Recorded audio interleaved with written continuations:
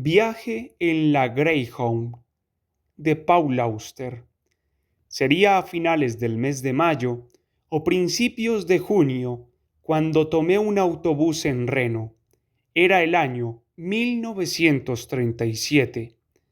Me detuve frente al primer asiento vacío. ¿Puedo sentarme?, pregunté. La persona que estaba junto a la ventanilla me dirigió una mirada que expresaba claramente que prefería estar sola, pero luego asintió con la cabeza. Era una mujer mayor, aunque probablemente tuviese 10 años menos de los que tengo yo ahora, de muy buena presencia y vestida con ropa cara. Una persona con muchos posibles, como decíamos entonces. No era el tipo de persona que viajaba en un autobús de línea. Me pregunté por qué habría elegido aquel medio de transporte en lugar del lujo de un vagón de primera clase. Después de un rato, me atreví a preguntárselo. Me respondió con tal vehemencia que casi me caigo del asiento. Quiero ver este país mientras todavía quede algo, porque cuando ese Roosevelt acabe con él, ya no podré ver nada. A mí me encantaba Franklin Delano Roosevelt, pero no dije ni una palabra. Los que odiaban a Roosevelt nunca atendían a razones. Además, no tenía ganas de discutir en aquel momento. Yo había ido a Reno para lo que iba todo el mundo en aquella época, a divorciarme. Así que, ya en el autobús, experimenté a la vez los sentimientos encontrados de alegría y de vergüenza. Alegría porque era libre y vergüenza por haber cometido un error tan ridículo con aquel matrimonio. Tenía 23 años. Mi compañera de asiento se bajó en la siguiente parada. Dijo que descansaría durante un día o dos y luego continuaría con su inspección de despedida a Estados Unidos. Me pasé al asiento de la ventanilla y una mujer grandota se sentó a mi lado. Enseguida se quedó dormida. Roncó durante todo el trayecto. ¿Cómo nos conocimos Jean y yo? En una de las paradas de descanso, por supuesto. En los viajes largos en autobús, nada se agradece más que esas paradas de descanso. Cuando el conductor entraba en el aparcamiento, solía gritar: amigos, los servicios de damas a la derecha, los de caballeros a la izquierda. Partimos en 50 minutos. A su espalda, los pasajeros comenzaban a revolverse en sus asientos entre murmullos que indicaban claramente que estaban deseosos de bajar. Dentro del autobús estábamos aislados de dos en dos, pero en las paradas de descanso podíamos mezclarnos. Unos se ponían a corretear de un lado a otro, mientras otros se quedaban por ahí comiendo perritos calientes que habían comprado en alguno de los puestos. Casi todos nos quedábamos de pie durante el tiempo que duraba la parada para aliviar nuestros traseros entumecidos de tanto estar sentados. En una de esas paradas me fijé en una chica, más o menos de mi edad, que se estaba riendo de lo mismo que yo. La risa compartida es infalible a la hora de las presentaciones, así que nos pusimos a charlar. Jean era una morena menuda con una sonrisa encantadora. Yo era más alta, demasiado alta, pensaba yo, y tenía el pelo castaño claro. Lo más probable es que las dos llevásemos vestidos de cloqué, frescos y con amplias faldas hasta media pierna. Todavía faltaban años para que las mujeres nos pusiéramos pantalones. Jean me contó que había estado viviendo con una tía suya en California mientras iba a la universidad. En aquel momento regresaba a su casa en Pensilvania. Yo le conté que había acabado el instituto y que estaba pensando estudiar una carrera universitaria. Cuando regresamos al autobús, nos las arreglamos para hacer un par de cambios y sentarnos juntas. codo con codo. Leímos una revista que acababa de salir, Time, y a Thomas Wolfe, el auténtico Thomas Wolfe. Nos turnamos para sentarnos junto a la ventanilla, refunfuñando a causa del horrible calor.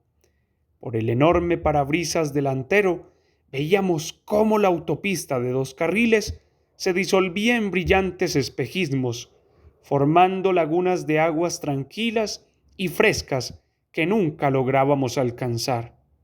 Hablamos y nos reímos, y seguimos hablando. A veces nos dormíamos. Cantamos a dúo y en voz baja para que nadie nos oyese el arroyo del viejo molino y polvo de estrellas.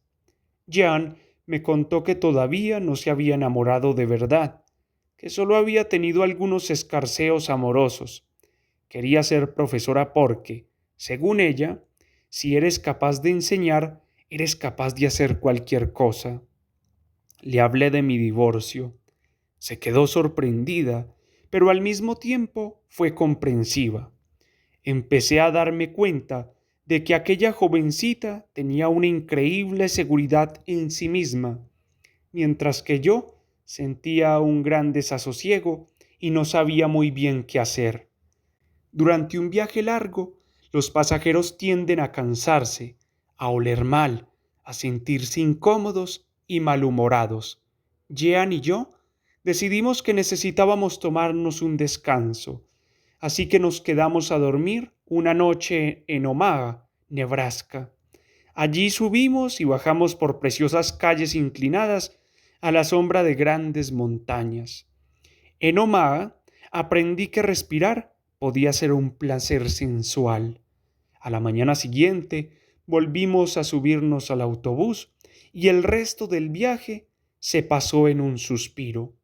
Cuando llegamos a la terminal de Pensilvania, donde se quedaba Jean, nos prometimos seguir en contacto, y lo extraordinario fue que lo hicimos.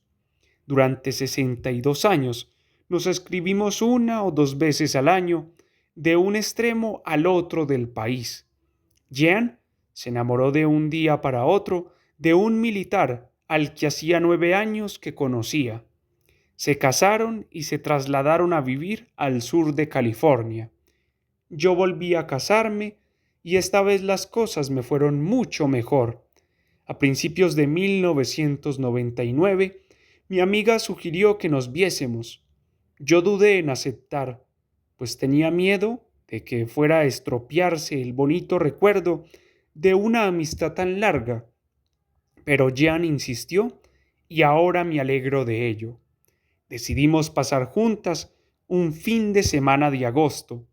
2 viudas octogenarias, una bajita y la otra alta, ninguna entrada en carnes, ambas todavía en forma, con cuidados cabellos grises que se estaban transformando en blancos. Ambas teníamos todavía buen aspecto, según creo. Entre las dos sumábamos 3 ataques cardíacos, un leve ataque de apoplejía, 3 operaciones de cataratas, una deficiencia tiroidea, enfisema y artritis en innumerables articulaciones.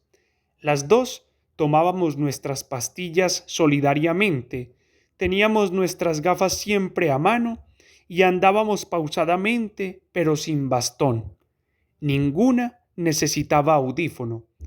Hablamos y reímos sin parar durante 2 días, comparando nuestras vidas y los tiempos tan diferentes que nos había tocado vivir.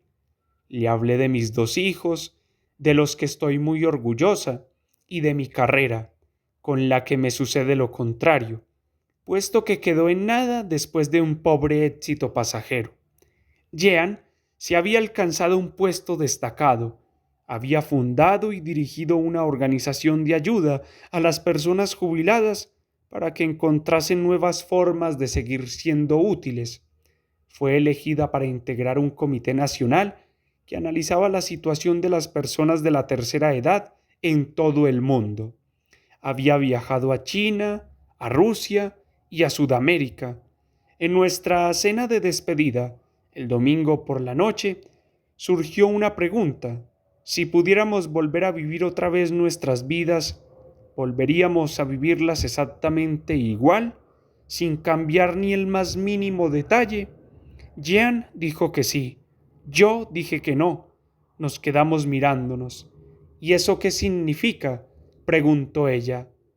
Tiene que significar algo, supongo. Que tú estás contenta con tu vida, tal vez, dijo ella, y que quizá tú le restas méritos a la tuya. Quizá. Después levantamos nuestras copas de champán y brindamos por el mundo, brindamos por nuestro encuentro y convinimos en que había sido muy positivo. Luego nos despedimos con mucho amor y sin decir ninguna tontería acerca de volver a vernos. Beth Tigor Goff, West Niyot, Nueva York.